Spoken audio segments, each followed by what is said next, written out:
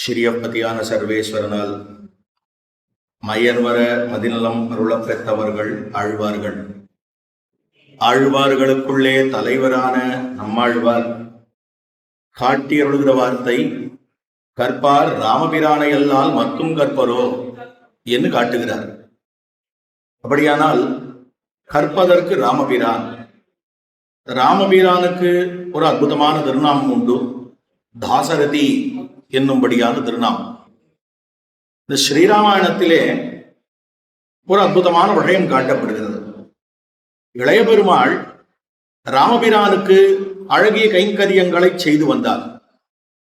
சுத்தமெல்லாம் பின்தொடர தொல்கானம் அடைந்தவனே, அத்தவர்கள் கருமருந்தே அயோத்தி நகர் கதிபதியே, கத்தவர்கள் தாம் வாழும் கணபுரத்தின் கருமணியே என்று குலசேகர ஆழ்வார் பாசுரம்.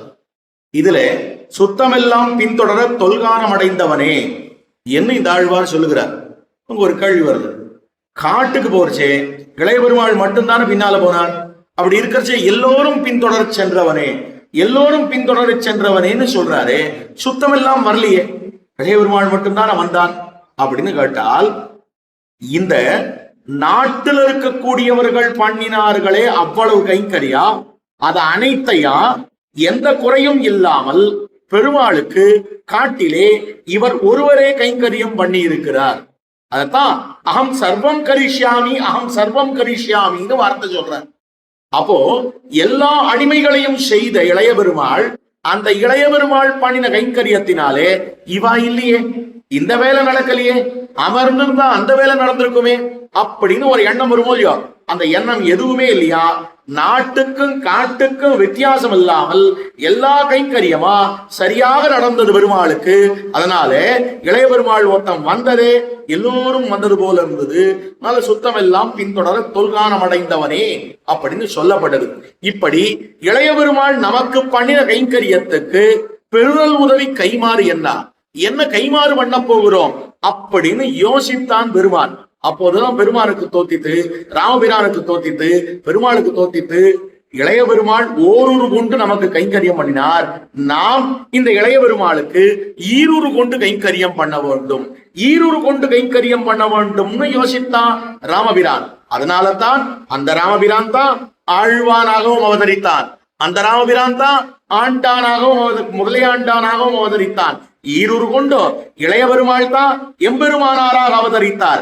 ஓரூரு கொண்டு அவன் இளைய பெருமாள் கைங்கரியம் பண்ணினார். அந்த இளைய பெருமாள் எம்பெருமானாராக ராமானுசராக அவதரித்த போது அந்த ராமபிரானே ஈரூரு கொண்டு அந்த எம்பெருமானே ரெண்டு உருவம் கொண்டார்.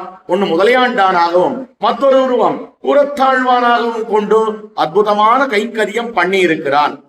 அப்படி முதலையாண்டானுக்கு என்ன பெருமை, என்ன பெருமை அப்படின்னு சொன்னால், ஒரு சன்னியாசி எல்லாத்தையும் விடணும், சன்னியஸ்தம்மையா சன்னியஸ்தம்மையா அப்படின்னு ரெண்டு கையும் விட்டுட்டு சன்னியாசி சொல்லணும், என் கையில ஒண்ணுமில்லை எல்லாத்தையும் விட்டுட்டேன்னு சொல்லணும். அப்படி சொல்ல வேண்டிய எம்பெருமானார் அனைத்தையும் சன்னியசித்தேன், அனைத்தையும் தியஜித்தேன், முதலையாண்டானை தவிர, முதலையாண்டானை தவிர என்ன இந்த வார்த்தை சொல்லி இருக்கிறார்னா, முதலையாண்டானுக்கு இருக்கக்கூடிய ஏத்தம் என்ன, ஏத்தம் என்னான்னு எல்லாருக்கும் தெரியும். விட முடியாத உறவு, என்ன விட முடியாத உறவு. ஆபாச பந்துக்கள் தியாஜ்யம்னு சொல்லிருக்கு.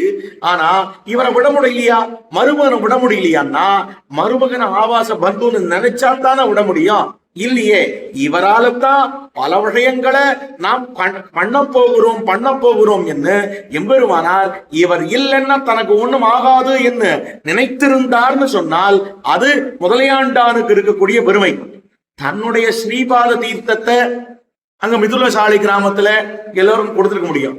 என்ன பண்ணினார் அப்படின்னு சொன்னால், முதலையாண்டானுடைய ஸ்ரீபாத தீர்த்தத்தினாலே ஊர் திருந்த சீர்பாதம் உண்ணினார். முதலையாண்டான உண்ண வைத்தவர் எம்பெருமானார். அப்படின்னால் ஆண்டானுக்கு இருக்கக்கூடிய பெருமை அது. அப்படிப்பட்ட முதலையாண்டான் அருளி இருக்கக்கூடிய 10 வார்த்தைகள் வார்த்தா மாலையில 235வது வார்த்தை இதுல காட்டுகிற போது அங்க பதிப்பாசிரியர்கள் என்ன காட்டியிருப்பார்கள் அப்படின்னால், கந்தாடையாண்டான் அருளி செய்தது, கந்தாடையாண்டான் அருளி செய்ததுன்னு சொல்லியிருப்பார். கந்தாடையாண்டான் அருளி செய்ததுன்னா பொதுவா பார்க்கணும், கந்தாடையாண்டான்னா யாருன்னா இங்க முதலையாண்டானுக்கே கந்தாடையாண்டான்னு திருநாமம்னு அஸ்மத் ஆச்சாரியர்கள் சொல்லி கேட்டிருக்கேன். ஏனென்னால் கந்தாடையாண்டான்ற திருநாமத்தை எப்படி பிள்ளைலோகாச்சாரியருடைய திருநாமத்தை, பிள்ளைலோகாச்சாரியர்ன்றது பிள்ளைலோகாச்சாரியருக்கு வஸ்துதா அந்த திருநாமம் இல்ல, அந்த திருநாமம் யாருடையதுன்னா முதல்ல நம்பிள்ளைக்கு இருந்த திருநாமம். அத்தான் பிள்ளைலோகாச்சாரிய பிள்ளைலோகாச்சாரியருக்கு சாத்தினார் அவருடைய திருத்தகப்பனார். அது போலவே கந்தாடையாண்டான்ற இந்த திருநாமத்தை தான் சூட்டி கொண்டிருக்கிறார் அந்த ஆச்சாரியரை தவிர முதல்ல கந்தாடையாண்டான்னு ஒன்னான முதலையாண்டானுக்கு திருநாமம்னு காட்டப்பட்டிருக்கிற விடையாம். அவர் காட்டின 10 வார்த்தைகள் சீதா பிராட்டியா சம்சாரிகளையா ஒப்பிட்டு 10 அற்புதமான வார்த்தைகள் காட்டுறார். இதை வச்சுட்டு தான் வேதாந்தாச்சாரியர் தர்போதக்ர தசேந்திரியாய நமனோ நட்டம் சராதிருட்டிதே அப்படின்னு ஒரு ஸ்லோகத்தை பண்ணியிருக்கார். என்ன காட்டுகிறார் அப்படின்னு சொன்னால், ஸ்ரீராமாயணம் எங்க நடக்கிறது, ஸ்ரீராமாயணம் எங்க இருக்கு சுவாமின்னா வால்மீகி காட்டின புஸ்தகத்துல இருக்கு. அப்படியா? இல்ல, நம்ம வாழ்க்கையே ஸ்ரீராமாயணம் தான். நம்ம எல்லாருக்கும் எல்லாரிடத்துலயும் ஸ்ரீராமாயணம் இருக்கு.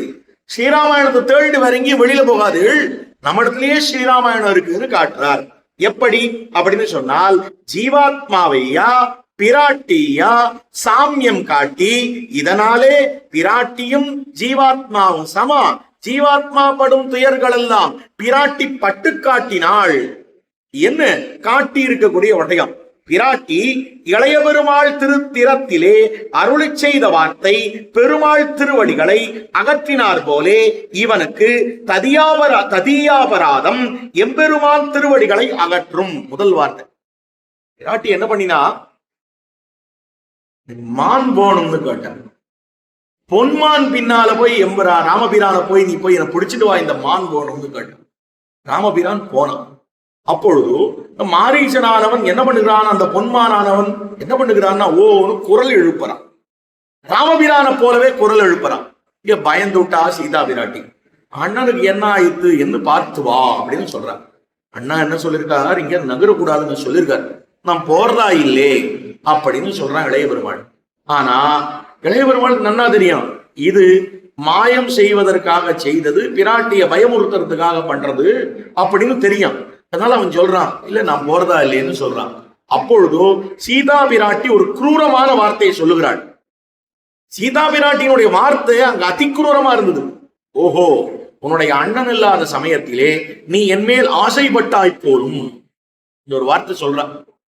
உன்னுடைய அண்ணன் இல்லாத சமயத்துல நீ என் மேல ஆசைப்பட்டுட்டாய் போலே என்று சொல்ற. ராமபிரான் சீதையை நெருப்புல இறக்கினது தப்பு, சீதையை நெருப்புல இறக்கினது தப்பு. உலகத்துல எல்லாரும் சொல்லிட்டு இருக்கா. இன்னைக்கு பட்டிமன்றம் பேச்செல்லாம் என்னது, வாலியை கொன்னது சரியா தப்பா, இது ஒரு பேச்சு. மற்றொரு பேச்சு என்னது, சீதா பிராட்டிய சுத்திய நிரூபிக்க சொன்னது சரியா தப்பா, இப்படின்னு பேச்சு. ஆனா லோகத்துக்கு தெரியல சீதா பிராட்டியினுடைய அபராதம் என்னன்னு. பிராட்டியாகவே இருந்தாலும் பாகவதாபச்சாரப்பட்டார்களே ஆனால் அவர்களுக்கு கண்டிப்பா தண்டனை உண்டு அப்படின்னு காட்டின விஷயம் தான் இது. இளைய பெருமாள் அன்னைக்கு பேசினாலும் இல்லையோ, அதுக்காக அப்பொழுது அபகரிக்கப்பட்ட சீதா பிராட்டிய பெருமான் எப்பொழுது பார்த்தான் அப்படின்னா ராமராவண யுத்தம் முடிந்த பிற்பாடுதான் பார்த்தான். பார்த்த உடனேயே பெருமானுக்கு கோபம் தோத்தித்து. என்னன்னால், அன்று நீ இளைய பெருமானுடைய சுத்தியின் மீது அவருடைய எண்ணத்தின் மீது நீ சந்தேகப்பட்ட இல்லையா, நீ சந்தேகப்பட்ட இல்லையா, அதனால அந்த வார்த்தை சொன்ன இல்லையா, அவன் மனசு எவ்வளவு புண்பட்டது. அதே போல நான் அந்த புண்பட்ட மனது எப்படி இருக்கும்னு உனக்கு காட்டுறேன், உன் சுத்திய நிரூபின்னு விடுற, நீ சுத்திய நிரூபி அப்படின்னு விடுற. அப்போ அந்த இடத்துல 2 அர்த்தங்கள் காட்டப்படுகிறது நம்முடைய பெரியவர்களாலே. சீதா பிராட்டி என்னத்துக்கு பெருமான் நெருப்புல இறங்க சொன்னார், சுத்திய நிரூபிக்க சொன்னார் அப்படின்னு சொன்னால், ஓரர்த்தம் பாகவதாபச்சாரப்பட்டதனாலே அதற்கு தண்டனையாக இதை செய்ய சொன்னார். இது ஒண்ணும். மத்தொன்னும், பெருமானுக்கு என்ன ஆசைன்னா, சீதா பிராட்டியானவள் பெருமான ராமபிரான பார்க்காததனாலே 10 மாசம் ராவண பவனத்திலே தான் பாரதந்திரிய நிலையோட அவள் என்ன பண்ணிருக்கிறாள்னா, குளிக்கல கொள்ளல தான் தூசியோட ராமபிரான் என்கிற எண்ணத்தோடையே இருந்தாள். அதே நிலையில பிராட்டிய பார்க்கணும்னு ஆசைப்பட்டான் ராமபிரான். ஆனா அவன் என்ன பண்ணான்னால் அந்நிய புருஷன் இடத்துல விபீஷன் இடத்துல பிராட்டி அழைச்சிடுவான்னு சொல்லும் போது சுத்தமா அழைச்சிடுவான்னு ஒரு வார்த்தை சொல்லிட்டான். அது வாய் வார்த்தை, அவ்வளவுதான். ஆனா பிராட்டி சொல்றா விபீஷன் இடத்துல, பா நான் ராமபிரான் என்னை இப்படியே பார்க்கணும்னு நான் ஆசைப்படுறேன். அவனுக்காகவே நான் நினைத்து நினைத்து உருகி இருந்த இந்த நிலையை பார்க்கணும்னு ஆசைப்படுறேன். நான் சுத்தம் பண்ணிட்டு அலங்கார புருஷரியாக வர விரும்பவில்லைன்னு சொல்றச்சே அவன் சொல்லிடுறான், இல்ல இல்ல பெருமாள் ஒண்ணு அப்படிதான் அழைச்சிட்டு வர சொன்னால், இது பெருமாளுடைய நியமனம், இப்படியே வாரும்னு சொல்ல அவள் தன்னை சுத்தப்படுத்தி கொண்டோ நன்னா குளிச்சுட்டோ அழகாக அங்கே எழுந்தருளினாள். அவள் அழகான திருவாபரணங்களோட எழுந்தருளினாள். அப்ப பெருமாளுக்கு கோபம் வந்துடுத்து. அவன் தான் வாயில சொல்றான்னா, என் மனசு உனக்கு தெரியாதா, என் மனசு உனக்கு தெரியாதா, எனக்காகவே 10 மாச காலம் இப்படி கிடந்தையே, அந்த நிலையை பார்க்கணும்னு நினைச்சா இப்படி சுத்தமா வந்து நிக்கிறியேன்னு பெருமானுக்கு கோபம் வந்துடுத்து. ஸ்நானம் ரோஷஜனகம், சேஜனபோடத்துல காட்டுறார். ஸ்நானம் ரோஷஜனகம், ஸ்நானம் பண்ணுவது என்பது ரோஷத்தை உண்டாக்கியது, பெருமானுக்கு கோபத்தை உண்டாக்கியது அப்படின்னு 2 விதமான காரணங்கள் காட்டப்படுகிறது. ஒண்ணு பாகவதாபசாரம், மத்தொன்னு இன்னொரு வகையா பெருமானுடைய நினைவு என்ன என்பது அறிந்திருந்தும் அதற்கு தக்கவாறு நடவாமை. இதனால கோபம் வந்துடுத்தோ பெருமான் நெருப்புல இறங்க சொல்லிட்டான் அப்படின்னு காட்டப்பட்டிருக்கிற வகையா. அதனால பிராட்டியானவள் இளைய பெருமாள் திறத்திலே பேசின பேச்சினாலே அவளுக்கு உடனே தண்டனை கிடைச்சது. இவர் என்ன சொல்றார், முதலியாண்டர் என்ன சொல்றார், அவர் அபச்சாரப்பட்ட அடுத்த நிமிஷம் அவள் ராவணனாலே அபகரிக்கப்பட்டாள். அதனால அதே போலத்தான் நமக்கு பாகவதாபச்சாரம் என்பது பொறாது. இந்த பாகவதாபச்சாரம் என்பதை பகவான் பொறுக்க மாட்டான். ரொம்ப அழகா காட்டுறார் பாகவதாபச்சாரத்தினுடைய கிரௌரியம் என்ன, கிரௌரியம் என்ன என்பதை. அது மிகவும் குரூரமானது. புறத்தாழ்வானுடைய ஒரு சரித்திரத்திலிருந்து பிள்ளை ஆழ்வானுக்கு ஆழ்வான் அருளி செய்த வார்த்தையை ஸ்மரிப்பது. பிள்ளை ஆழ்வான் ஒரு ஆச்சாரியர் எழுந்துள்ள இருந்தார், புறத்தாழ்வானுடைய சிஷ்யர். என்ன பண்ணார், எப்பொழுதும் பாகவதர்களிடத்திலே அபச்சாரப்பட்டு இருந்தார், மனசாலும் வாக்காலும் காயத்தால். இது ஆழ்வானுக்கு தெரிந்தது, தன்னுடைய சீடர் அபச்சாரப்படுகிறார் அப்படின்னு. அவரை திருத்தணும். எப்படி திருத்தடுறது, ஒரு புண்ணிய காலத்திலே இவர் தானம் கொடுப்பார்கள் காவேரி அம்மாவிடத்துல. அப்பொழுது காவேரி கரையிலே இவர் நேர போறார். இவர் தானம் கொடுத்துட்டு இருந்தா, இவரும் தானம் கொடுத்துட்டு இருந்தார். அப்ப இவர் போய் கையை நீட்டுறார். ஆச்சாரியன் சிஷ்யன் இடத்துல கை நீட்டுறார். ஆச்சாரியன் சிஷ்யன் இடத்துல கொள்ளான், சிஷ்யன் ஆச்சாரியனுக்கு கொடான். ஏன், அவங்ககிட்ட இருக்கிறது எல்லாமே அவருதான். மத்த எல்லா இடத்துலயும் சொல்றச்சே, பாகவதர்களிடத்துல அடியனுடைய கிரகத்துக்கு எழுந்துள்ளணும்னு சொல்றச்சே, நம்ம அதுக்கு கூப்பிடுறச்சே எப்படி கூப்பிடணும், அடியனோட குடிலுக்கு எழுந்துள்ளணும்னு கூப்பிடணும். ஆனா சுவாமியை அழைக்கிற போது எப்படி கூப்பிடணும் தெரியுமா, எப்படி அழைக்கணும் தெரியுமா, அவரை எப்படி வரிக்கணும் தெரியுமா. வரிக்கரிச்சே சுவாமி அடியனுடைய குடிலுக்கு எழுந்துடணும் சொல்லக்கூடாது. சுவாமி தேவரீர் திருமாளிகை ஒண்ணு இந்த இடத்துல இருக்கு, பெருங்குளத்தூர் கேள்றான்னு எழுச்சுக்குவோம். அடியன் தேவரீருடைய திருமாளிகை பெருங்குளத்தூருக்கு இருக்கு, தேவர் அந்த திருமாளிகைக்கு எழுந்துடணும். அவர் திருமாளிகை அடு, நம்மதுன்னு ஒண்ணு கிடையாது, எல்லாமே சுவாமியினுடையதுதான். ஏன்னா அந்த சுவாமி நமக்கு இடம் கொடுத்திருக்காருன்ற எண்ணம் நமக்கு வேணுமே வழிய, ஏன்னா அவர் நம்மிடத்துல இருந்து கொள்ளக்கூடியவர் அல்ல. நமக்கு அவர் கொடுக்கக்கூடியது என்ன, இந்த உலகியல் விஷயத்தை கொடுக்கறதுக்கு அவர் இல்லை. அவர் நமக்கு எதுக்கு இருக்காரு, உலகியல் விஷயத்தை கொடுக்கறதுக்கா சுவாமி இல்ல. இதை கொடுக்கறது நிறைய பேர் இருக்கா. நமக்கு திருமந்திர துவயமந்திர சரம ஸ்லோகோபதேசத்தை பண்ணி அந்த எம்பெருமானுடைய திருவடியை கொடுக்கறதுக்கு தான் சுவாமி. அதே போல இப்படி இருக்கக்கூடிய நிலையில எதுக்கு சொல்ல வந்தேன்னா, ஆழ்வான் என்ன பண்ணணும், அவரிடத்துல போய் தானம் கேட்கலாமா. அவ்வளவு வசந்த ஆச்சாரியரானவர் சிஷ்யன் இடத்துல தானம் கேட்டார். இன்னே சிஷ்யர் சொல்றார், சுவாமி என்னதுன்னு என்ன இருக்கு, என்னதுன்னு ஒண்ணு கிடையாது, எல்லாமே தேவதையருடையது தானே. என்னதுன்னு ஒரு சொத்து இருந்தா தானே அடிய உங்களுக்கு தானம் கொடுக்கறது. உனக்கு போய் என்ன தானம் கொடுக்க சொல்றீரே, என்னத்தை தானம் கொடுக்கறதுன்னா, என்னத்தான் இருந்தாலும் என்னதல்லாத ஒன்று உம்மிடத்திலே ஒண்ணு இருக்கு, அதை என் கையில இப்படி கொடுத்துட்டீங்கன்னா இங்க இதோ ஓடுறதே காவேரி, இதுல விட்டுடுவேன். என்னது அப்படின்னா, அடியன் திரிகரணங்களாலும் பாகவதர்களிடத்தில் அபச்சாரப்படுவதில்லை, ஆனால் நீர் அபச்சாரப்பட்டு கொண்டிருக்கிறீர். அந்த பாகவதாபச்சாரத்தை இப்படி தானமா போடும், அதை இங்க விட்டுடுறேன், அதை உங்க விட்டு போனோம் அப்படின்னு உடனே அவர் காலை பிடிச்சிட்டு குலுங்கி குலுங்கி குலுங்கி குலுங்கி அழறார, இனிமேல இருந்து இதை பண்ண மாட்டேன்னு சொல்லுங்க. ஆனாலும் அவரால் அது பண்ணாம இருக்க முடியல. காலக்ஷேபத்துக்கே ஒரு 10-15 நாள் வரல. பிள்ளை ஆழ்வான் வரலையேன்னு நேர ஆழ்வான் பிள்ளை ஆழ்வானுடைய திருமாளிகைக்கு போறார். எதுக்கு வரல, என்ன ஆச்சு, ஏன் வரலன்னா ஒரு ஓரமா முடுங்கின்னு உட்காந்து அழுதுட்டு இருக்காரு. ஏன்னா சுவாமி நான் எவ்வளவோ கட்டுப்படுத்தி பார்த்தேன், என்னால முடியல அப்படின்னு. உடனே கவலைப்படாதியும், நீர் கையால பண்ணினா ராஜா தண்டனை கொடுத்துருவான். ஒருத்தர் அடிச்சிருந்தா பாகவதரை ராஜா தண்டனை கொடுத்துருவான். ராஜ தண்டனைக்கு பயந்து அவர் இடத்துல அபச்சாரப்பட மாட்டேன். சரி, வாயால பண்ணீரே ஆனால் அவ திருப்பி பேசுவா, அதுக்கு பயந்துட்டு பண்ண மாட்டேன். மனசால பண்ணினீரே ஆனால் பகவானிடத்திலே அபராத க்ஷாமனம் பண்ணிட்டா அது போயிடும். என்ன கஷ்டம் பாகவதாபச்சாரத்திலிருந்து விடுவித்து வருவது, வரும் காலக்ஷேபத்துக்குன்னு அழைத்து போறார். அப்ப பாகவதாபச்சாரம் என்பது மிகவும் கொடுமை என்பது அறிந்ததனால தான் அதிலே விழுந்து அழியாமல் இருப்பதற்காக ஆழ்வான் பிள்ளை ஆழ்வானை திருத்தினார் என்று சொன்னால், இங்க பிராட்டி இளைய பெருமாளிடத்திலே பட்ட அபச்சாரத்துக்குத்தான் பெருமானை விட்டு அகன்றாள். முதல் வார்த்தை. அடுத்தது, பிராட்டிக்கு ராவண ஸ்பர்ஷம் போலே இவனுக்கு தேக சம்பந்தம், தேக சம்பந்தம் இருக்கு. தேகம் எப்படிப்பட்டது, ராவணன் எப்படிப்பட்டவன். ராவணனுக்கு 10 தலை, இந்த தேகத்துக்கு 10 இந்திரியங்கள், கர்மேந்திரியம் 5, ஞானேந்திரியம் 5. 10 தலை ராவணன் சீதா பிராட்டிய பாடுபடுத்தினா 10 இந்திரியங்களை கொண்ட இந்த சரீரம் நம்ம பாடாப்படுத்துறது. அப்ப சீதா பிராட்டிக்கு ராவணனால 10 தலைகளை கொண்ட ராவணனால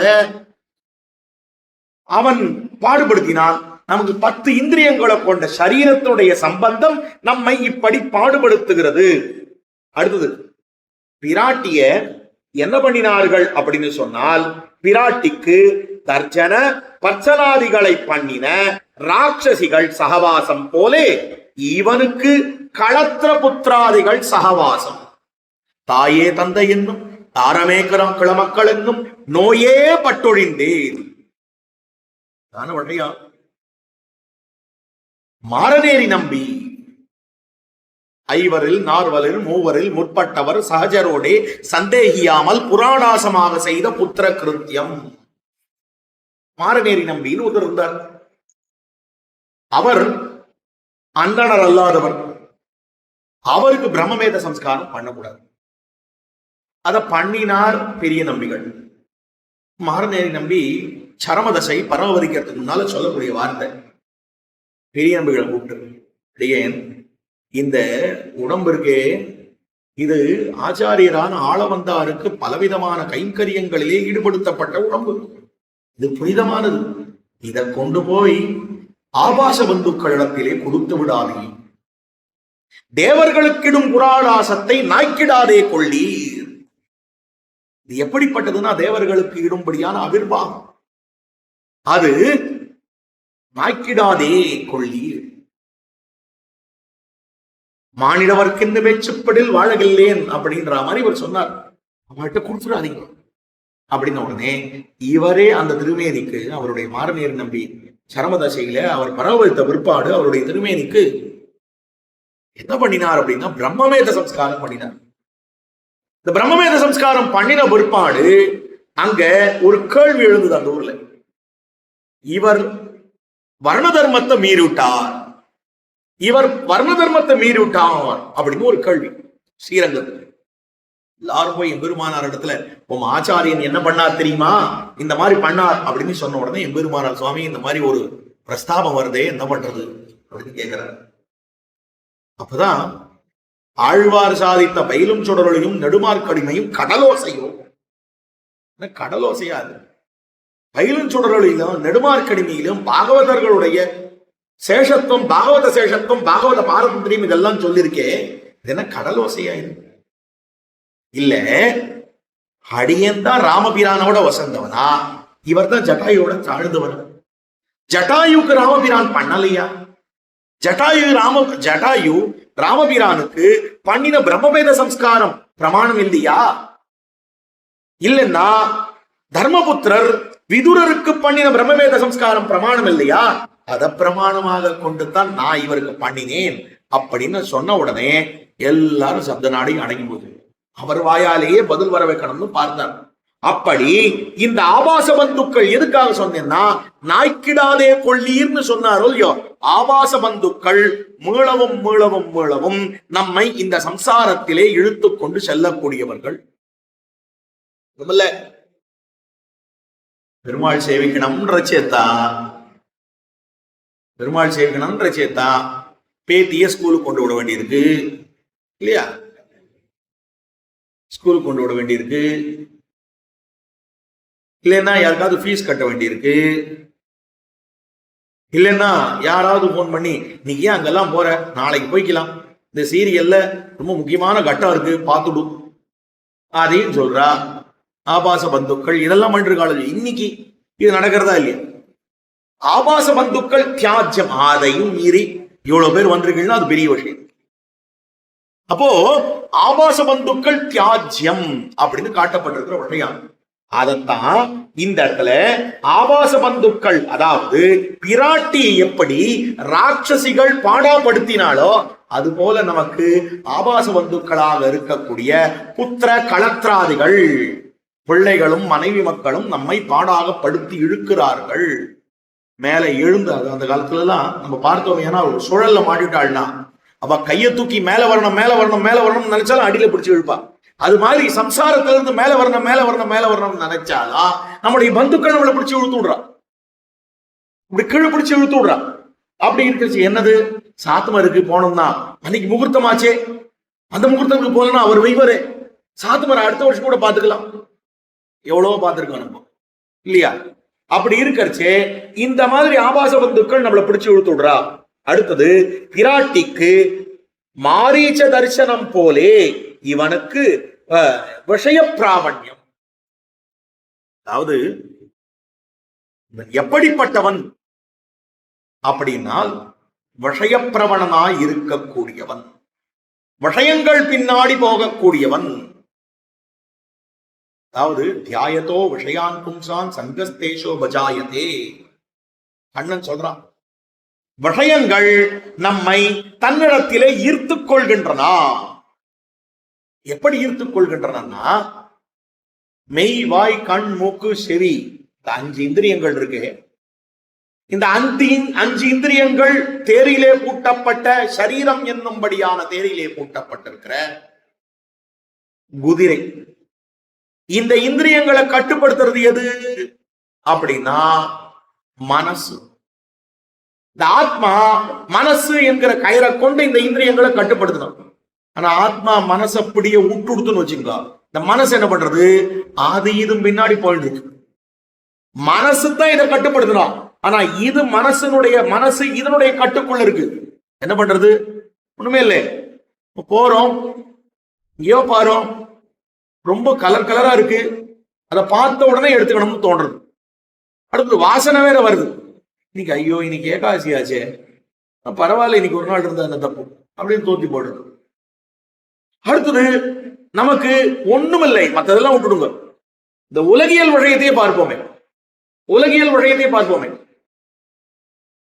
சுகருக்கு கட்டுப்படுத்த முடியறதா இருக்காது, சரீர விஷயம் தான் இத்தனைக்கும் இருக்கக்கூடிய டயபெட்டிக்ஸ்னு சொல்ற எல்லாரும், அதுக்கு நம்மளால கட்டுப்படுத்த முடியறதா?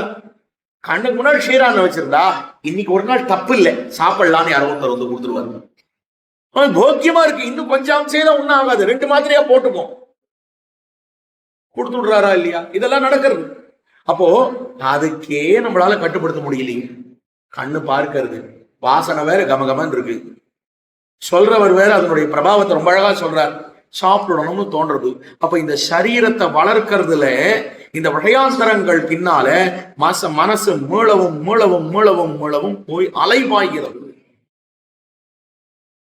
தான் கண்ணன் மனசை கட்டுப்படுத்துறது ரொம்ப கஷ்டம், சம்சயம் இல்லை அப்படின்னு சொல்றான். மனோதுர் நிகிரகம் சலம், மனசு ஆடிட்டே இருக்குமா, மகாரத்தில் இருக்கக்கூடிய 10 விஷயம் ஒரு இடத்துல நிக்காதுன்னு சொல்றான்.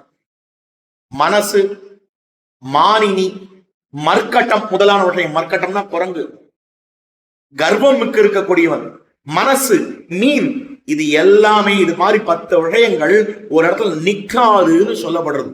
எல்லா இடத்துலயும் திரிந்து கொண்டிருக்கக்கூடியது. அப்போ இந்த இடத்துல என்ன ஆச்சு சீதா பிராட்டிக்குன்னா அன்னைக்கு மட்டும் மாயமானான மாரீச்சனை பார்த்து எனக்கு வேணும்னு கேட்காம இருந்திருந்தா இவ்வளவு பிரச்சனை வந்திருக்காதோ இல்லையோ? எனக்கு வேணும்னு அடம் பிடிக்காம இருந்திருந்தா இவ்வளவு பிரச்சனை வந்திருக்காதோ இல்லையோ? பெருமாள் சீதா பிராட்டி இழந்திருக்க மாட்டார். நாம இருந்தேன்னு சொன்னோம். என் தள்ள எழுத்து இவளுக்காக போனோம் பாரு, பிராட்டியை பார்த்து அடுத்த நிமிஷம் நம்ம அப்படிதான் சொல்லிருக்கோம். இந்த தள்ள எழுத்து இவளுக்காக போனோம் பாரு, இவ்வளவு கல்யாணம் பண்ண வந்தோம் பாரு, இவ்வளவு எவ்வளவு பாடாப்பட வேண்டியது இருக்கு. இந்த வேண்டாம் வேண்டாம் வேண்டாம்னு சொன்னா கேட்டாலாயோ? சொல்லவும் மாட்டோமா? ஆனா பிராட்டி சொன்னான்றதா பின்னாடி போனோம். அங்க பெருமானும் வழிக்கிட்டார். பெருமாள் சொல்லிடணும். நாம இருந்தா என்ன சொல்லுவோம்? வேண்டாமா, இதெல்லாம் தப்புன்னு சொல்லிடணும். அவரும் சொல்லல, அவரும் போயிட்டார். இப்போ பிராட்டி விஷயாந்தரங்கள் பின்னால நம்ம போறோமே, இது எதை பார்த்து எப்படி இருக்குன்னா, பிராட்டி மான் பின்னால போனார் போல நம்ம விஷயாந்தரங்கள் பின்னால போய்கொண்டிருக்கிறோம் அப்படின்னு காட்டியிருக்கிற விஷயம். ஆயே தந்தை என்னும் தாரமே கிளமக்கள் என்னும் நோயே பட்டொழிந்தேன், வாயினா முறுவல் சிறுநூறல் பெருந்தோள் மாதரார் கலவியின் திறத்தையே நாணினேன். இப்படித்தானே இருந்தேன். உமையாழ்வார் எல்லா இடத்துலயும் பிரயாந்தரங்கள் பின்னாடி எப்படி பாடுபடுத்துறது அப்படின்னு சொல்றாரு. அப்படி அந்த விடயாந்தரங்கள் பாடாப்படுத்துறது, அது பின்னால போகிறோம். எப்படி மாயமானான மாரீசன் பிராட்டிய கவர்ந்தானோ, உலகியல் விஷயங்கள் நம்மை கவருகிறது, நம் மனசை கவருகிறது. இந்த பிராட்டியை காப்பாத்துறதுக்கு ஒருத்தர் வந்தார். யார் வந்தா? பிராட்டிக்கு திருவடி தோற்றுறவு போலே இவனுக்கு ஆச்சாரியன் தோற்றுறவு. பிராட்டிக்கு திருவடி நேர்பட்டா திருவடிக்கு என்ன பிரபாவம்? ஸ்ரீராமாயணத்துல திருவடிக்கு என்ன நிலை அப்படின்னா, ஆச்சாரியனை போன்றவர் என்கிற நிலை. திருவடி ஆச்சாரியனாக இருந்து நேர்பட்டு இந்த பிராட்டிக்கு ராமவிருத்தாந்தத்தை சொன்னார். சின்சுபா விருட்சத்தின் மேல இருக்கார், கீழே அமர்ந்து கொண்டிருக்கிறாள் பிராட்டி, எழுந்துள்ள இருக்கிறாள் பிராட்டி. பிராட்டிக்கு ராமபிரான் என்ன பண்றான், எங்க இருக்கான்றது தெரியாது. அந்த ராமவிருத்தாந்தத்தை ராவண பவனத்திலே சொன்னார். அப்ப அடுத்த நிமிஷம் பிராட்டிக்கு ஒரே சந்தோஷம். இத்தனை நாள் குத்திடுவேன் அடிச்சுடுவேன்ற சப்தம் தான் கேட்டு இருந்தது. இன்றாக இப்பொழுது ராமபிரபாவம் கேட்கிறதே அப்படின்னு மேல பார்த்தா குறைக்கு சொல்லிட்டு இருக்கு ராமபிரானுடைய பிரபாவத்தை. அப்போ திருவடி ராமபிரபாவத்தை சொன்னார், திருவடி பிராட்டியும் பெருமானையும் சேர்த்து வைத்தார். ஆச்சாரியனுடைய வேலை என்ன அப்படின்னு சொன்னால், ஆச்சாரியன் இருவருக்கும் உபகாரகன். நமக்கும் ஆச்சாரியன் உபகாரகன், அவனுக்கும் ஆச்சாரியன் உபகாரகன். அவனை நமக்கு கொடுக்கிறார், நம்ம அவனுக்கு கொடுக்கிறார். இருவருக்கும் ஆச்சாரியன் உபகாரகன். சேஷிக்கு சேஷவஸ்துவை கொடுத்தான், சேஷபூதனுக்கு சேஷியை கொடுத்தான். ரெண்டு பேருக்கும் ஆச்சாரியன் உபகாரகன். அப்படிப்பட்ட இங்கு காட்டியிருக்கிறவர்களையா இளைய திருவடியானவர் சீதா பிராட்டி நடத்திலே தோற்றினார் போலே நமக்கு ஆச்சாரியன் தோற்றுகிறார். ஆச்சாரியன் எதுக்கு? சிவஜ்ரமணத்துல சொல்றச்சே ஆச்சாரியாபிமானமே உத்தாரகம் அப்படின்னு முடிக்கிறார். எல்லாரும் என்ன நினைச்சிருக்கா, சுவாமி எனக்கு ஆச்சாரியன் மேல அபிமானம் இருக்கு, அது போரும் எனக்கு மோட்சம் கிடைக்கணும்ன்றார். அது முக்கியம் இல்லை. நம்ம ஆச்சாரியன் மேல எவ்வளவு அபிமானம் வச்சிருந்தாலும் அவர் நம்ம மேல அபிமானம் வச்சிருந்தா தான் முக்கியம். அதுதான் முக்கியமே ஒழிய நம்ம அவர் மேல 100 வாட்டி அபிமானம் வச்சிருந்து அவர் இவனை அழியல், இவன் நம் பையல் அப்படின்னு அவர் நம்ம அபிமானித்தால் தான், அதுதான் அந்த உத்தேசமே ஒழிய நாம் அவர் மீது வைத்திருக்கிற அபிமானத்தை விட அது உத்தேசமே அங்கு. அவர் நம் மீது என்ன அபிமானம் வைத்திருக்கிறாரா அதுதான் நம்ம வாழ்ச்சிக்கு விஷயமாக அமைந்திருக்கிறது. அதுதான் அவனிடத்தில் நம்ம போய் சேர்ப்பிக்கும். எப்படி சரணாகதி என்கிற போது பிராப்திக்கு உபாயம் அவன் நினைவு. அவனை அடையணும் தான். யார்? நான் அவனை அடையணும் தான். நீங்க என்னத்தான் முயற்சி பண்ணாலும் பகவான் அடைய முடியாது. அவன் என்னத்தான் நீங்க தடை வச்சாலும் அவன் உங்களை கை கொள்ளணும்னு நினைச்சுட்டான்னா யாரையும் தடுக்க முடியாது. நம்முடைய பாபம் அவனை தடுக்காது, நம்முடைய புண்ணியம் அவனை அடைவிக்காது. அதே போலதான் ஆச்சாரிய விஷயத்திலையும் நம்ம அவர் கால பிடிச்சுக்கிறோன்றதை விட அவர் தன் திருவடியை கொண்டு வந்து நம்ம தலையில வைக்கணும். அதான் முக்கியம். அப்போ இந்த இடத்துல ஆச்சாரியன் நேர்பட்டார். பிராட்டி இருக்கிற இடத்துக்கு தேடிட்டு வந்தார். யார் என்னால் திருவடியானவர். நமக்கு ஆச்சாரியன் வருகிறார். அதே போல பிராட்டிக்கு திருவடி ராமகுணங்களை சொன்னார் போலே இவனுக்கு ஆழ்வார்கள் அருளி செயல். அழகான வார்த்தை. பிராட்டிக்கு ராமகுணங்கள் சொன்னார். பிராட்டிக்கு ராமகுணங்கள் நேர்பட்டது. ராம கல்யாண குணங்கள் தெரியாமல் இருந்தது. அதை விண்ணப்பித்தருளினார். இந்த திருவடியானவர் என்ன நடந்தது தெரியுமா? தான் யாரு, என்ன, ஏன்? ரொம்ப அழகான வார்த்தை. பிராட்டி கட்டாட்சம் இருந்ததுனால தான் திருவடிக்கு சேஷத்துவ சித்தியே ஏற்பட்டது. இந்த உழைத்த பிரசங்காத் சொல்றேன். ஸ்ரீராமாயணத்துல பிராட்டியின் இடத்துல அறிமுகப்படுத்துகிறார். முதல்ல பிராட்டியை பார்க்கிறார். பார்த்த உடனே நீ யாரு குரங்கன்னு கேட்டால், தூதோகம் ராமஸ்யா, நான் யார் தெரியுமா? ராம தூதன் அப்படின்னு சொல்றார். பிராட்டி கட்டாட்சம் பட்டுது. அதற்கு பிற்பாடு ராவண பவனத்துக்கு போறார். ராவணை இடம் கொடுக்கல, வாலசூரியன் மேல உட்கார்ந்து இருக்கார். ஏ குரங்கே நீ யார் அப்படின்னு கேட்ட உடனே பிராட்டியின் இடத்துல என்ன சொன்னார் அதான சொல்லிக்கணும். ராம தூதன் சொல்லல. தாசோகம் கோசலேந்திரஸ்யா, நான் ராமதாசன் சொன்னார். அப்ப ராமதூதன் என்ன அர்த்தம்? ராமதாசன் என்ன அர்த்தம்? ராமதூதன் சொன்னா கூலிக்கு மாரடைக்கிறவன் அர்த்தம். ராமதாசன் சொன்னா சேஷத்துவம் நிரம்ப பெற்றவன் அர்த்தம். எப்பொழுதோ ராமனுக்கு அடிமை என்று தன்னை உணர்ந்தார்னு சொன்னால் பிராட்டி கட்டாட்சம் பட்ட பிற்பாடுதான் ராமனுக்கு தான் அடிமை என்பதை உணர்ந்தார். காஞ்சி சுவாமி சொல்றச்சே கம்பராமாயணத்துல விற்பெரும் தடந்தோள் வீர வெங்கு நீர் இளங்க விற்பில் நற்பெரும் தவத்தளாய நங்கையை கண்டேன் அல்லேன். ஈர்ப்பிறப்பென்பதொன்றும் இரும்பொறை என்பதொன்றும் கற்பெனும் பெயரதொன்றும் களிநடம் புரிய கண்டேன் சொல்றார். கம்பர் இப்படி சொல்றார். விற்பெரும் தடந்தோள் வீரனே, இலங்கையிலே நற்பெரும் தவத்தளாய நங்கையை கண்டேன் அல்லேன். தவத்தை கொண்டிருக்கக்கூடிய சீதையை நான் காணவில்லைன்னு சொல்லுகிறார். ராமனுக்கு பக்கனாய் போச்சு. கவலைப்படாதே, இற்பிறப்பு என்பதொன்றும் உயர்குடி பிறப்பு, இரும் பொறை என்பதொன்றும் பொறுமை பெரும் பொறுமை, கற்பு எனும் பெயரதொன்றும் கற்பு நெறி, இவை மூன்றும் களிநடம் புரிய கண்டேன். நடனமாடும்படியாக சீதா பிராட்டியை கண்டேன் வார்த்தை. காஞ்சி சுவாமி இது இப்படி மாத்திக்க சொன்னார். கண்டேன் அல்லேன் அப்படின்னு சொல்லாதீங்க, கண்டே நல்லேன்னு மாத்திக்கின்றோம். நற்பெரும் தவத்தளாய நங்கையை கண்ட பிற்பாடே நல்லவனானேன். அது வரைக்கும் வல்லவனா இருந்தேன், தூதோகம் ராமஸ்யான் இருந்தேன். எப்போ பிராட்டிய கண்டேனோ, இல்ல பிராட்டியால் காணப்பட்டேனோ, அப்பொழுதுதான் நல்லவனானேன். நல்லவன் நம்பினேன் பிறர் நன்பொருள் தன்னையும். ஆத்மாவுக்கு நன்மையாவது என்ன? பிறர் நன்பொருள்னு என்ன அர்த்தம்? பொருள், நன்பொருள். பொருள்னா அச்சித்து, நன்பொருள் அப்படின்னு சொன்னால் ஞானமும் ஆனந்தமும் கூடியிருக்கிற ஆத்மா, அதுதான் நன்பொருள். பிறர் நன்பொருள்னா இந்த ஆத்மா தன்னதன்று, அவனுடையது, அவன் சொத்து. அப்ப பரதந்திரப்பட்ட பொருள், அப்ப அடிமையாய் இருக்கிற பொருள், அதுதான் பிறர் நன்பொருள். கண்டே நல்லேன் அப்படின்னு சொல்றார்.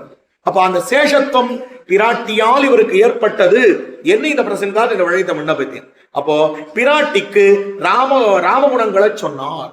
இதே போல பிராட்டிக்கு திருவாழி மோதிரத்தின் வரலாறு சொன்னார் போலே இவனுக்கு ஆச்சாரியன் அருளி செய்த குரு பரம்பரை. திருவாழி மோதிரம் இதனுடைய வரலாறு எல்லாம் சொல்றார். ராமபிரானுடைய வரலாறு எல்லாம் சொல்றார். நமக்கு ஆச்சாரியன் ஒரு வரலாறு சொல்லி கொடுக்கிறார். என்ன பண்றார் அப்படின்னு சொன்னால், லக்ஷ்மிநாத சமாரம்பாம், லக்ஷ்மிநாதன் தொடங்கி ஸ்லோக குரும் பரையன்னா, வாக்கிய குரும் பரம்பரையன்னா, இவையெல்லாம் உபதேசிக்கிறாரே, இது நமக்கு வரலாறு, நமக்கு தெரிஞ்சுக்க வேண்டிய வரலாறு. இந்த வரலாறு ஆச்சாரியன் நமக்கு காட்டுகிறார். இது 7வது வார்த்தை. அடுத்து பிராட்டிக்கு திருவாழி மோதிரம் கொடுத்தார் போலே இவனுக்கு ஆச்சாரியன் அருளி செய்த திருமந்திரம். இது மட்டுமல்ல, மோதிரம் கொடுக்கிறார், திருவாழி கொடுக்கிறார், எல்லாம் ராமபிரானுடைய விஷயமாக கொடுக்கிறார் எல்லாத்தையும். அப்போ இத பார்க்கிற போது இந்த இடத்துல குரு பரம்பரையும் ஆச்சாரியன் நமக்கு கொடுத்தது. ஒரு ஆபரணம் பிராட்டிக்கு கொடுத்தது, இன்னொரு ஆபரணம் மோதிரம். ஆச்சாரியன் நமக்கு என்ன பண்றார் அப்படின்னு சொன்னால், தாபப்புன்ற ததாநாம மந்த்ரோயாகச்ச பஞ்சமகா என்று பஞ்சசம்ஸ்காரம் ஐவகை சடங்குன்னு பேரு. தாபம், சங்க சக்கர லாஞ்சனம், புன்றம் ஊர்துவ புன்றம், ததாநாமம் ராமானுஜதாசன் தாசிய நாமம் இருக்கே, ததாநாமம் தாசிய நாமம் கொடுக்கிறார். மந்த்ரோயாகச்ச பஞ்சமகா, மந்திரம் திருமந்திர துவய மந்திர சரம ஸ்லோக உபதேசம் பண்றார். யாகம், யாகம்னு சொன்னா யஜ தேவ பூஜாயாம், யாகம்னு சொன்னா தேவ பூஜைன்னு பேர். பெருமானுக்கு திருவாராதனம் பண்றதுக்கான அதிகாரத்தை கொடுக்கிறார். அப்போ இந்த மந்திரம் திருமந்திரோபதேசம் இருக்கிறதே, அத ஆச்சாரியன் பண்ணுகிறார். கேள்வி வருது, ஆச்சாரியன் தான் யார் சுவாமி? எனக்கு சந்த சொல்லி கொடுக்கிற ஒரு ஆச்சாரியனா? எனக்கு காலக்ஷேமம் சொல்ற ஒரு ஆச்சாரியனா? ஸ்கூல்ல பிசிக்ஸ் கெமிஸ்ட்ரி எல்லாம் சொல்லி கொடுக்கிறாரு ஆச்சாரியனா? அவள்லாம் சந்தைக்கு ஆச்சாரியன், காலக்ஷேப ஆச்சாரியன், பிசிக்ஸ் கெமிஸ்ட்ரியில வாத்தியார், அவ்வளவுதான். ஆனா ஆச்சாரியன் சஹஸ்ரநாமம் என்ன அர்த்தம்? ஸ்ரீ விஷ்ணு சஹஸ்ரநாமம் தான் சஹஸ்ரநாமம். ஸ்ரீ விஷ்ணு சஹஸ்ரநாமம்னு சொல்ல வேண்டிய அவசியம் இல்லை. மற்ற தேவதைகளுடைய சஹஸ்ரநாமத்தை அந்த தேவதையினுடைய பேரை இட்டு சொல்லணும். சுப்பிரபாதம் தான் திருவேங்கடமுடைய ஆனது மட்டும்தான் சுப்பிரபாதம். மற்றதெல்லாம் அந்த தேவதையினுடைய பேரை இட்டு இந்த தேவதையின் சுப்பிரபாதம், இந்த பெருமாளுடைய சுப்பிரபாதம்னு சொல்லணும். அதே போல ஆச்சாரியன்னா இவர் தான் ஆச்சாரியன். மற்ற ஆச்சாரியன் எல்லாம் அந்த கிரந்தத்தை சொல்லி கொடுத்த ஆச்சாரியன், சந்த சொல்லி கொடுத்த ஆச்சாரியன், வேதத்தை கத்து கொடுத்த ஆச்சாரியன் சொல்லணும். ஆனா நேரே ஆச்சாரியன் என்பது சம்சார நிவர்த்தகமான பெரிய திருமந்திரத்தை உபதேசித்தவனை, அவர் தான் நேர ஆச்சாரியன். ஒரு அடியனுடைய ஆச்சாரியன் சுவாமின் தான், வேற யாரையும் ஆச்சாரியன் சொல்ல முடியாது. நேர ஆச்சாரியன் பார்த்து ஒருத்தரை சொல்லணும்னால் ஒரு பிரிபிக்ஸ் சஃபிக்ஸ் இல்லாம சொல்லணும்னா, பெரிய திருமந்திரத்தை யார் நமக்கு உபதேசித்தாரா அவர் தான் நேரே ஆச்சாரியன் காட்டப்படுகிறது. சம்சார நிவர்த்தகமான பெரிய திருமந்திரத்தை உபதேசித்தவனை. அப்படி ஆச்சாரியன் நமக்கு குரு பரம்பரையை கொடுக்கிறார், திருமந்திரத்தை கொடுக்கிறார். அடுத்து பிராட்டிக்கு விபீஷண ஆழ்வானுடைய பெண் பிள்ளைகள் உச்சாத்துணையானார் போலே இவனுக்கு ஸ்ரீ வைஷ்ணவர்கள் உசாத்துணை. விபீஷண ஆழ்வானுடைய பெண் பிள்ளைகள் உசாத்துணையா இருந்தார். யாரு? இந்த திரிச்சடையானவள் பிராட்டிக்கு, அங்க ஒருத்தி தான் பிராட்டி பக்கத்துல இருந்துட்டு திரிச்சடையானவள் நல்ல வார்த்தையெல்லாம் சொல்லிட்டு இருந்தார். அதே போல இருள் தருமா ஞாலத்திலே ஆபாச பந்துக்கள் நடுவே யாரோ ஒரு சில பாகவதர்கள் தான் நமக்கு நல்வழிப்படுத்துவார்கள்.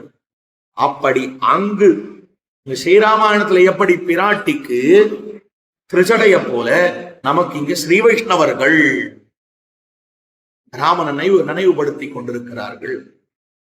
அதற்கு பிற்பாடு காட்டி இருக்கக்கூடிய வகையா பிராட்டி விரோதியான ராவணாதிகளை நிரசித்து பெருமாள் பிராட்டியை எழுந்தருளிவித்துக் கொண்டு போனார் போலே இவனுக்கு விரோதியான பிரகிருதி சம்பந்தத்தை அறுத்து எம்பெருமான் பத்தேர கொண்டு போகை பண்ணுகிறான். அப்படின்னால் பிராட்டி என்ன பண்ணான்? சரைச்சு சங்குலாம் கிருத்வா, திருவடி வரார் பிராட்டியின் இடத்துல. சீதையே, பிராட்டியே, உண்மை இந்த தோல்ல ஏறி உட்கார்ந்துக்கிறா, இந்த தோல்ல உட்கார்ந்துக்கிறீங்களா? ஏன் நான் இங்கேருந்து அங்க ராமபிரான் இடத்துல உங்க போய் சேர்த்து விடுறேன், ராமபிரான் இடத்துல இங்கேருந்து அங்க உங்க போய் சேர்த்து விடுறேன். அப்போ பிராட்டி சொல்ற வார்த்தை என்ன பைத்தியக்காரமா இருக்கு, நான் வரமாட்டேன். ஏன் பிராட்டி அப்படின்னா, நீ என்ன ராமபிரான் இடத்துல கொண்டு போய் சேர்த்தையானா நாளைக்கு உலகம் என்ன தெரியுமா விஷயம்? ஒரு ராட்சசன் பிராட்டிய இந்த கரையிலிருந்து அந்த கரைக்கு கொண்டு போனான், ஒரு குரங்கு பிராட்டிய அந்த கரையிலிருந்து இந்த கரைக்கு கொண்டு வந்து அப்படின்னு சொல்லுமே வழிய இதில் ராமனுக்கு ஏதாவது பெருமை இருக்கா? ராமனுக்கு ஏதாவது பெருமை இருக்கா? நேரம் வரான், ராவணன் வரான் பிராட்டியின் இடத்துல. பிராட்டி நேரம் ஒரு இடத்துல பேசக்கூடாதுன்னு சொல்லிட்டு ஒரு புல் எடுத்துட்டு போடுறான். திருணம் அந்தரத கிருத்வா, ஒரு புல் எடுத்து இப்படி போடுறான். ஏன்னா வேத்து புருஷன் இடத்துல நேரம் பேசக்கூடாது, இந்த புல்ல சாட்சியா வச்சு பேசுறார். பல அர்த்தம் பெரியவாச்சான் பிள்ளை காட்டுறார். புல்லை போன்றவனே, இந்த புல்லு எவ்வளவு தாழ்ந்ததோ அது போலதான் நீ எனக்கு. இந்த புல்லுக்கு ஞானம் இல்ல, உனக்கு ஞானம் இல்ல. உனக்கும் எனக்கு இந்த புல்ல சாட்சியா வச்சு சொல்றேன். பல விஷயங்கள் காட்டப்படுறது. சொல்ற வார்த்தை, ராவணா உன்னை அழிக்கணும்னா நான் சொன்ன அடுத்த நிமிஷம் நீ பஸ்மம் ஆயிடுவாய், பஸ்மம் ஆயிடுவாய். ஏன்னா சீதோபவா ஹனுமதா சொல்றவர், ஹனுமனுடைய வால் குளிர கடவது. என்ன வால்? வால்ல நெருப்பு இருக்கு. ஹனுமனுடைய வால்ல நெருப்பு இருக்கு. நெருப்பு குளிர்ந்தது. முக்கியம் என்னன்னா, நெருப்பு நீரா மாறல, நெருப்பு அணைஞ்சு நீர் வரல, அங்க நெருப்பு எரிஞ்சுட்டே இருக்கு. எரிகிறவால் குளிர்ந்தது. நெருப்புக்கு எதிர்த்தட்டாக இருக்கும் தன்மை குளிர் என்பது.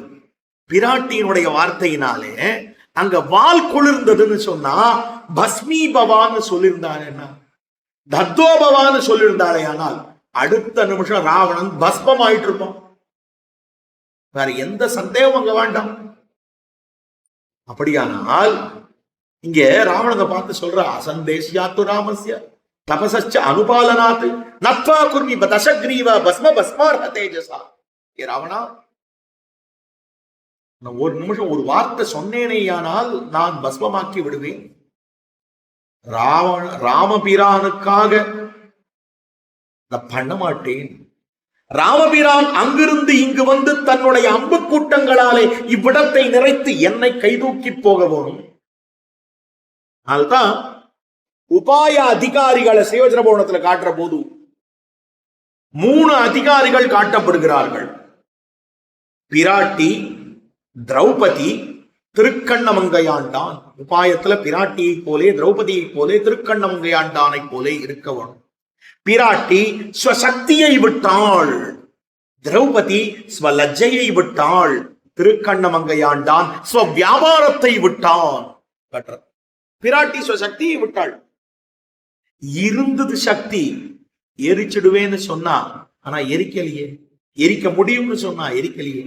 கம்பர் ரொம்ப அழகா சொல்றார், அல்லல் மக்கள் இலங்கையதாகுமோ எல்லை நீத்தையும் உலகம் யாவையும் என் ஒரு சொல்லினால் சுடுவன் தூயவன் வில்லின் ஆற்றற்கு மாசு என்று வீசினேன்.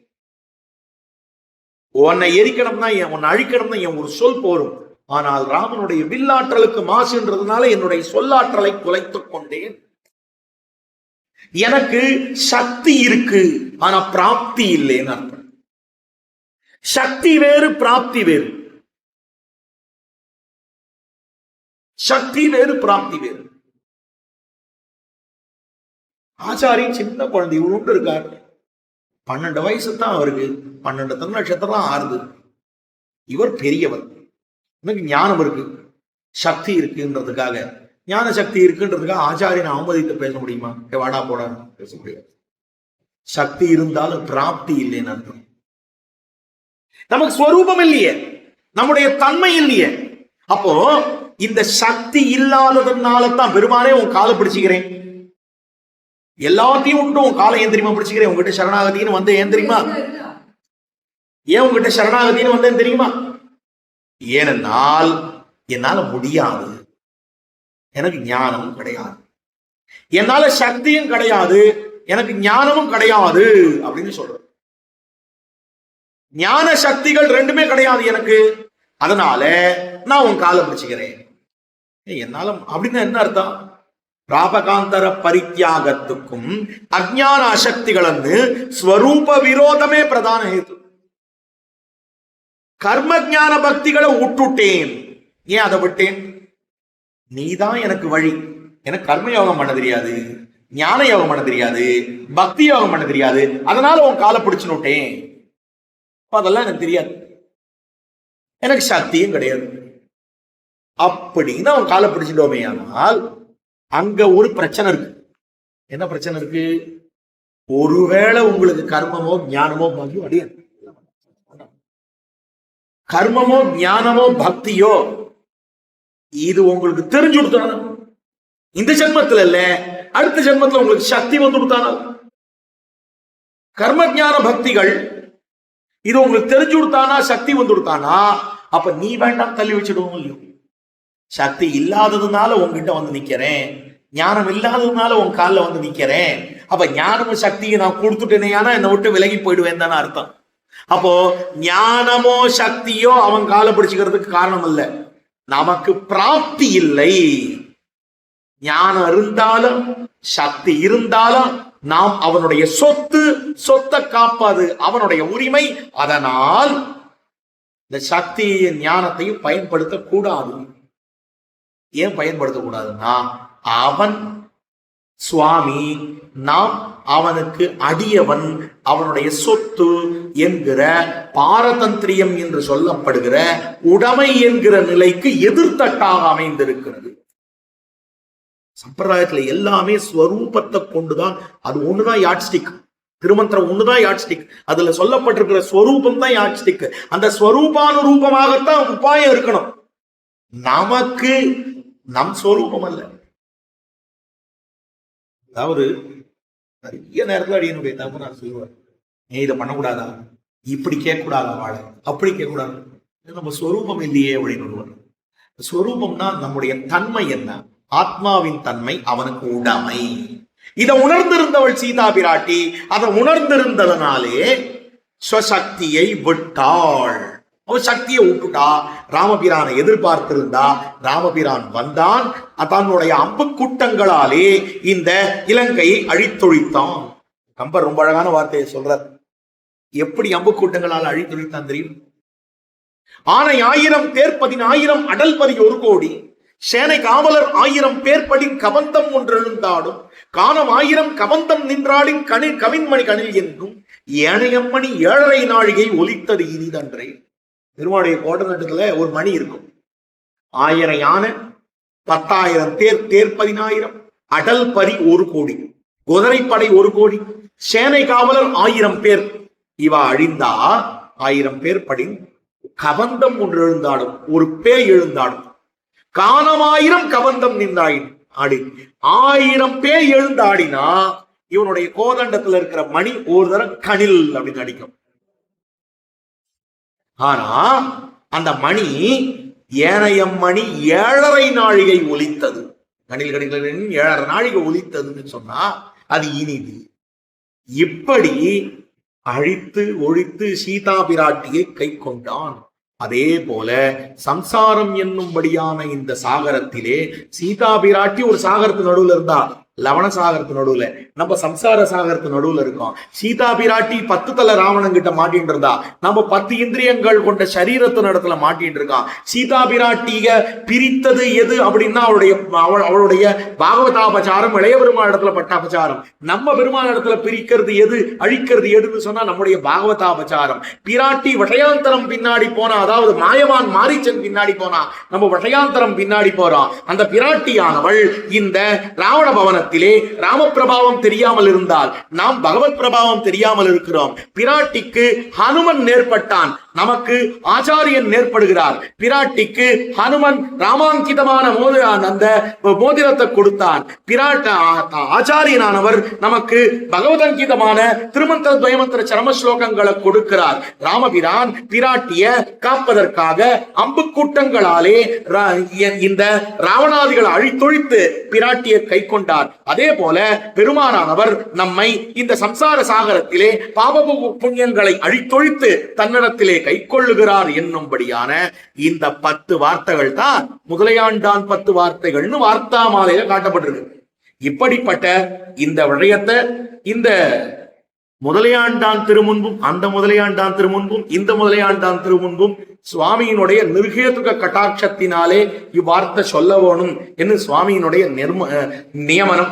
நியமனமான குணமாக ஏதோ ஒரு சில வார்த்தைகளை விண்ணப்பித்தேன். குத்தங்குறைகள் இருந்தால் க்ஷமித்துள்ள வேணும் என்று சொல்லி, ஏதேனும் திவலையாவது நன்மை இருக்குமே ஆயின் அது சுவாமியினுடைய அனுகிரக விசேஷத்தை தவிர வேறொன்னு அன்னு என்று சொல்லி இந்த உபன்யாசத்தை நிறைவுறுத்துகிறேன். ஸ்ரீமதே ரம்யஜாமாத்ரு முனீந்திராய மகாத்மனே ஸ்ரீரங்க வாசினே பூயாத்து நித்யஸ்ரீர் நித்யமங்கலம்.